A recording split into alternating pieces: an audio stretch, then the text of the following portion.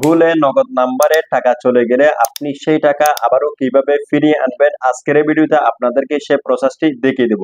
So ভিডিওটি না টেনে আপনারা শেষ পর্যন্ত দেখতে থাকুন।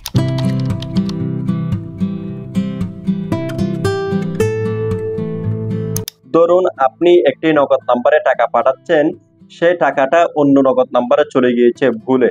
এখন আপনি সেই টাকা কিভাবে ফিরিয়ে আনবেন বা কিভাবে পাওয়া যায়, আমি কিন্তু আপনাদেরকে যতগুলো প্রসেস রয়েছে এই একটি ভিডিওতে সমস্ত প্রসেস কিন্তু দেখিয়ে দেব, ঠিক আছে? যখনই বুঝতে পারবেন আপনার টাকাগুলো ভুল নাম্বারে চলে গিয়েছে, তখন আপনি সাথে সাথেই তাকে কিন্তু ফোন করবেন না। ফোন কখন করবেন সেটা আমি আপনাদেরকে জানিয়ে দেব। সর্বপ্রথম আপনার যে কাজটি রয়েছে সেটা হচ্ছে আপনি এরকম একটি সেলফিন অ্যাপস এর মধ্যে চলে আসবেন। সো সেলফিন অ্যাপস এখানে কি জন্য ব্যবহার করতেছি, এটা আপনারা কোথায় পাবেন আমি বিস্তারিত আপনাদেরকে বুঝিয়ে দেবো, এত ফেরার আমার কোনো প্রয়োজন নেই। সেলফিন অ্যাপসে আসার পরে এই যে এখানে ফান্ড ট্রান্সফার নামে একটি অপশন আপনি পেয়ে যাবেন। জাস্ট প্রথম হচ্ছে এখানে ক্লিক করে দিবেন।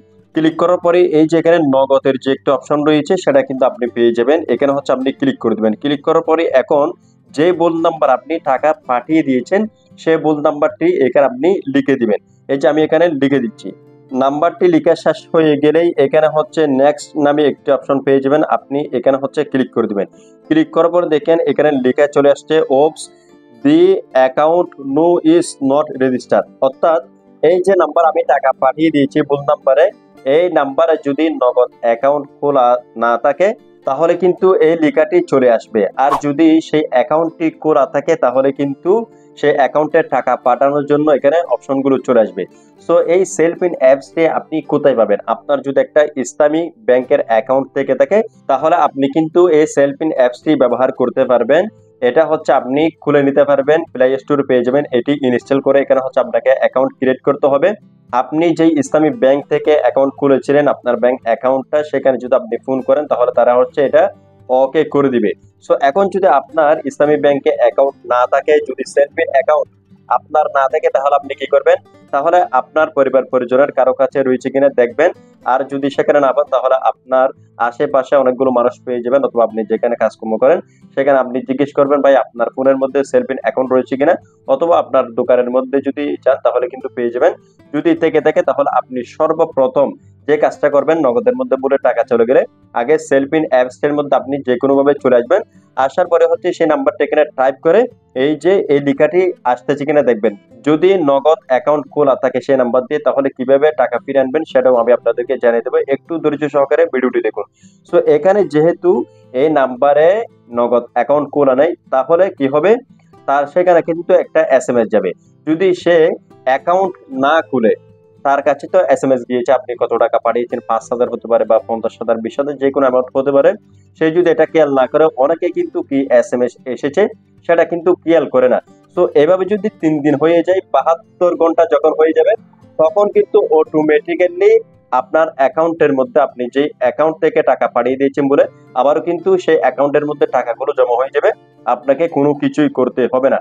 বাট এটা কখন হবে? যখনই সে অ্যাকাউন্ট না খুলতেছে, আপনি কিন্তু এখনো তাকে ফোন দিবেন না, ঠিক আছে? আপনি প্রথমে 3 দিন পর্যন্ত ওয়েট করে দেখতে পারেন, 72 ঘন্টা পর্যন্ত, যেহেতু তার এখানে অ্যাকাউন্ট খুলে নেই। কিন্তু এটা নাও হতে পারে যদি সে অ্যাকাউন্ট করে নেই এসএমএসটা দেওয়ার পরে। এখন কিন্তু অনেকেই স্মার্ট রয়েছে কি এসএমএস এসেছে সেটা কিন্তু আবার দেখে, যদি এখানে টাকা দেখে তাহলে অ্যাকাউন্ট খুলে নেয়, ঠিক আছে? তখন আপনি কি করবেন? তখন হচ্ছে আপনি তাকে ফোন দিবেন। যদি তার অ্যাকাউন্টে নগদ করা না থাকে সে কিন্তু খুলে নিতে পারে। ফোন দেওয়ার পরে বলবেন যে ভাই আপনার অ্যাকাউন্টে আমার কিছু ভুলে টাকা চলে গিয়েছে, অন্যজনকে পাঠাচ্ছি, আপনি সেই টাকাগুলো আমাকে যদি ফিরে দেন তাহলে আমি উপকৃত হতাম। সো সে যদি ভালো মানুষ হয় তাহলে কিন্তু সে আপনাকে টাকাগুলো ফিরিয়ে দেবে। আর যদি সে ভালো মানুষ না হয় তাহলে কিন্তু আপনাকে সেই টাকাগুলো ফিরিয়ে দেবে না। সো এটা হচ্ছে যদি নগদ অ্যাকাউন্ট তার নাম্বারে খোলা না থাকে, প্রথমে 3 দিন পর্যন্ত অপেক্ষা করতে পারেন। এরপর যদি দেখেন আপনার টাকাগুলো রিটার্ন আসতেছে না, অথবা আপনি কি করতে পারেন, এই নাম্বারটিকে বারবার এই সেলফিন অ্যাপস এর মধ্যে দিয়ে চেক করতে পারেন সে অ্যাকাউন্ট খুলেছে কিনা, ঠিক আছে? যদি দেখেন সে অ্যাকাউন্ট খুলে নাই তার মানে সে চেক করে নাই, এভাবে 72 ঘন্টা যদি হয়ে যায় আপনার টাকা চলে যাবে, আপনাকে কোনো কিছু করতে হবে না। বাট যদি দেখেন এইখানে আপনি পরবর্তীতে নাম্বারটা দেওয়ার পরেই 10 ঘন্টা বা 15 ঘন্টা যাওয়ার পরেই তার এখানে কিন্তু টাকা পাঠানোর অপশন চলে আসতেছে। সো আমি হচ্ছে সেটা আপনাদেরকে দেখাচ্ছি। সো এখান থেকে হচ্ছে আমি এটাকে ওকে করলাম। এখন হচ্ছে আমি এখানে নগদ অ্যাকাউন্ট খোলা রয়েছে এরকম একটি নাম্বার দিয়ে দিব। নাম্বারটি দেওয়ার পরে এখানে হচ্ছে আমি নেক্সট করে দেব। এই যে দেখতেই পাচ্ছেন এই নাম্বার হচ্ছে নগদ অ্যাকাউন্ট করা রয়েছে, তার এখানে কিন্তু টাকা পাঠানোর জন্য অপশন চলে আসছে। সো এইভাবে যদি আপনি দেখেন তাহলে বুঝবেন সে অ্যাকাউন্ট খুলে নিয়েছে, আপনার টাকাগুলো তার অ্যাকাউন্টে রয়েছে অথবা সে তুলে নিতে পারে। সো আপনি তখনই তাকে ফোন করবেন, আপনার টাকাগুলো দিতে বলবেন। যদি সে রাজি হয় তাহলে ভালো, আপনার টাকা চলে আসলো। আর যদি সে দিতে রাজি না হয় অথবা দিবে বলে বলে আপনাকে টাকাগুলো না দিয়ে সে টাকাগুলো তুলে নেয়, তখন আপনি কি করবেন? এবং যদি তার সেই নাম্বারে নগদ অ্যাকাউন্ট খোলা থাকে তাহলে আপনি কি করবেন? এখন হচ্ছে আপনি যেটা করবেন, তাকে ফোন দিবেন। যদি নগদ অ্যাকাউন্ট খোলা থাকে তাহলে সেই টাকাগুলো যদি দিয়ে দেয় তাহলে তো ভালো, আর যদি দিয়ে না দেয় তাহলে আপনাকে যেটা করতে হবে, আপনি এই যে নগদের অফিস রয়েছে সেই অফিসের মধ্যে ফোন করবেন, অথবা আপনার আশেপাশে যে দোকান রয়েছে আপনার এলাকার সেই দোকানগুলোর মধ্যে যাবেন যেখানে হচ্ছে নগদ এজেন্টের দোকান রয়েছে। আপনি তাদেরকে বলবেন আপনাদের যে এসআর রয়েছে সেই এসআর এর নাম্বার দিতে। সো আপনি যদি চেষ্টা করেন তাহলে সেই এসআর গুলোর নাম্বার আপনি পেয়ে যাবেন। যদি না পান তাহলে আপনি সরাসরি নগদ অফিসের যে নাম্বার রয়েছে কাস্টমার কেয়ারের, আমি হচ্ছে সেই নাম্বারগুলো স্ক্রিনে দিয়ে দিচ্ছি। আপনি এই নাম্বারে ফোন করে বলবেন যে আমি এক জায়গায় একটি নগদ নাম্বারে টাকা পাঠাচ্ছি, কিন্তু সেই নাম্বারটি এখানে ভুল হওয়ার কারণে অন্য নাম্বারে চলে গিয়েছে। এখন যে নাম্বারে টাকা চলে গিয়েছে সেই নাম্বারে প্রথমে অ্যাকাউন্ট খোলা ছিল না, আমি অপেক্ষা করেছিলাম কিন্তু এ পর্যন্ত, কিন্তু এরপরও দেখতেছি তার অ্যাকাউন্টটি এখানে সে খুলে নিয়েছে এবং সে অ্যাকাউন্টে টাকা রয়েছে কিনা আমি জানি না। তাকে আমি ফোন করেছি এরপরে এবং তাকে টাকাগুলো ব্যাক দিতে বলেছি। যদি ব্যাক না দেয় আর কি, এরপর হচ্ছে এগুলো প্রসেস। তো এখন কিন্তু সে টাকাগুলো আমাকে ফিরিয়ে দিচ্ছে না। এখন আমি আমার টাকাগুলো ফেরত পেতে চাই, আপনারা তার অ্যাকাউন্টটিকে লক করে দেন, হোল্ড করে দেন। আপনি কিন্তু এই কথাটা তাদেরকে বলবেন। সো তারা কিন্তু আপনার থেকে কিছু তথ্য চাইবে, আপনি কোন নাম্বারে টাকা পাঠিয়ে দিয়েছেন সে নাম্বারটি চাইবে প্রথমে।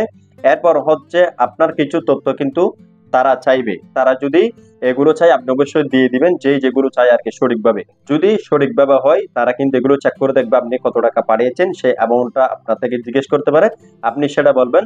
যদি তারা শিওর হয় যে আসলে ঠিক আপনি এই নাম্বারে টাকা পাঠিয়ে দিয়েছেন, এখন তারা কিন্তু কি করবে, তার অ্যাকাউন্টটিকে লক করে দিবে। ঠিক আছে, সে কিন্তু আর এটি ব্যবহার করতে পারবে না।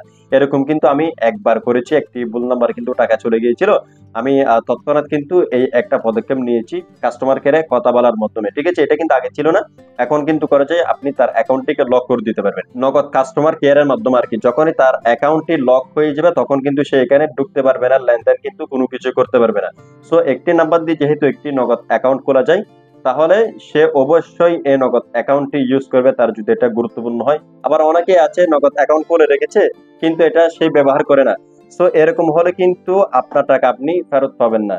যদি সে অ্যাকাউন্টে টাকা থাকে তাহলে অবশ্যই নগদ সেই অ্যাকাউন্ট থেকে 72 ঘন্টার মধ্যে কিন্তু আপনার অ্যাকাউন্টে টাকাগুলো ট্রান্সফার করে দিবে। যদি সে টাকাগুলো তুলে না ফেলে, যদি সে টাকা তুলে ফেলে তাহলে কিন্তু আপনি এই টাকা পাবেন না। ঠিক আছে, তবে তার অ্যাকাউন্ট ততদিন পর্যন্ত লক থাকবে যতদিন পর্যন্ত আপনি কাস্টমার কেয়ারকে জানাচ্ছেন না যে আমি টাকা পেয়েছি, তার অ্যাকাউন্টটা খুলে দেন। ঠিক আছে, তারা কিন্তু তার অ্যাকাউন্টটা এভাবে লক রাখবে। সে যদি এটা ব্যবহার করতে চাই অবশ্যই আপনার টাকাগুলো পরিশোধ করতে হবে এবং তাকে কিন্তু নগদ কাস্টমার কেয়ারে যেতে হবে। এরা কিন্তু এরকম একটা মেসেজ দিয়ে রাখবে আপনি অন্যজনের টাকা নিয়ে রেখেছেন বলে দিয়ে দিচ্ছে, আপনি তার টাকা ফিরিয়ে দেননি, আপনি কাস্টমার কেয়ারে এসে যোগাযোগ করুন, তাহলে আপনার অ্যাকাউন্টটিকে আমরা খুলে দেব।